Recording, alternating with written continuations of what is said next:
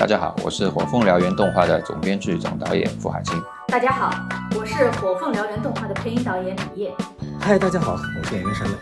在火凤燎原动画片中有司马懿配音。大家好，我是配音演员杜光一，在火凤燎原这部动画中为燎原火这个角色配音。大家好，我是灵犀文化的美术总监唐征。大家好，我是火凤燎原动画版的武术指导李东熙。Hello， 大家好，我是地址不明声音实验室的胡启明，负责火凤燎原动画的声音后期监制工作。大家好，我是地址不明声音实验室的音乐制作人田梦成，负责火凤燎原动画的配乐制作。大家好，我是地址不明声音实验室的任科，负责火凤燎原动画的片尾曲《望乡曲》的作曲和编曲。大家好，我是地址不明声音实验室的张瑜，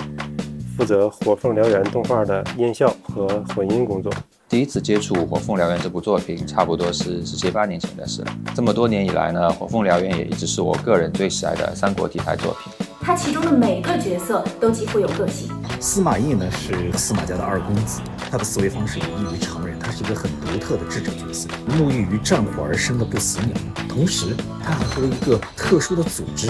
有着关联。具体是什么呢？欢迎大家到正片中观看。那燎原火呢是故事中勇的代表，我呢觉得他是一个十分重情重义的人物，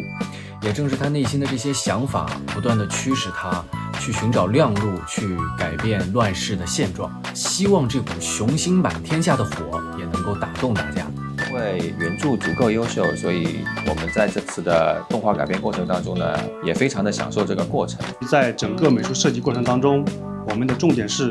尊重原作的设计，丰富每个角色、道具、场景的设计，让观众们看到片子的第一感官是，这就是我们想要的火凤燎原动画。原作里的每场战斗都很燃很炸裂，因此我在创作过程中也是把漫画里的武戏逐个拆分研究，还给每位武将都设计了专属的战斗体系。在整个的动捕过程中，我们的武术演员也都是全力以赴，这是一个让人沉浸其中，整个人都能被燃起来的创作过程。我们在这次的动画改编过程当中呢，本着尊重原著的原则，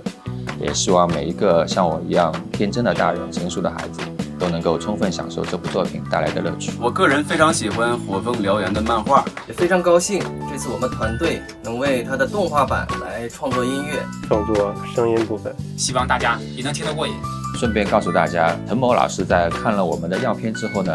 非常喜欢，顺手画了一幅作品送给我个人，也让我觉得非常荣幸。请欣赏